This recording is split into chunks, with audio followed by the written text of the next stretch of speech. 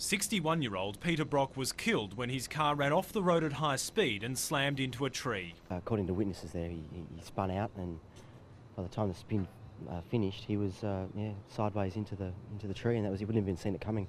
The champion driver was competing in the Targa West Rally and was in second place when the accident occurred on a country road 40 kilometres east of Perth around midday. Down goes the flag, and the 1984 James Hardy 1000 is underway, and it is George Fury. I'd been talking to Peter the night before the accident happened. That day, Peter was doing the one thing that he loved, racing. He also knew the risks of driving on the edge. More than just a fan and a friend, Champion understood and shared Brock's passion for cars.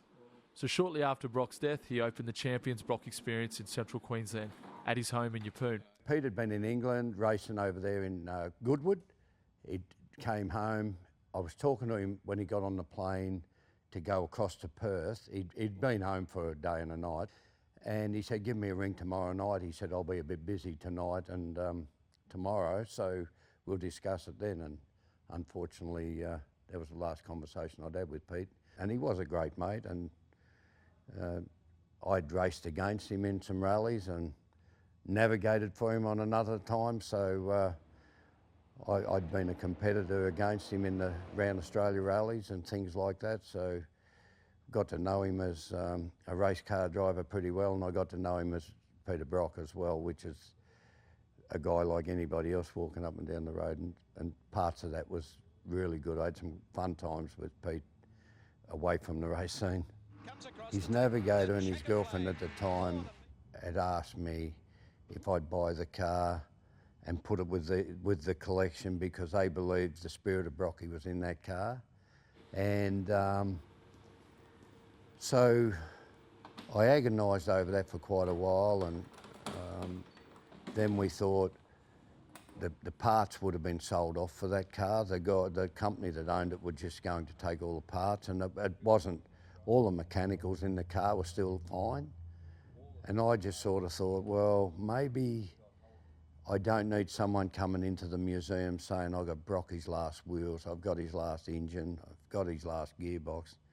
So to protect it from that, I agreed to pay for the restoration, and it's totally restored back there, as you could see, and I've driven it around the block a few times. Goes pretty quick and goes pretty good. Right now, the decision to do it up, I feel, was the right one. I know a lot of people are still not happy about that, but at least it's there, and it's and Peter wouldn't, and knowing Peter as well as I did towards the end, he would not have wanted that car destroyed. Champion sold 26 cars from his Peter Brock collection in 2017. 15 years later, and he has no plans of selling the last of his Brock race cars. Would you sell it? No, I couldn't do that to him. Me, I'm getting towards that part of my life where I have to make some decisions on what happens to a lot of it, you know, so yeah, no, I wouldn't sell that car. Some days you want to pass, you don't bother looking at it.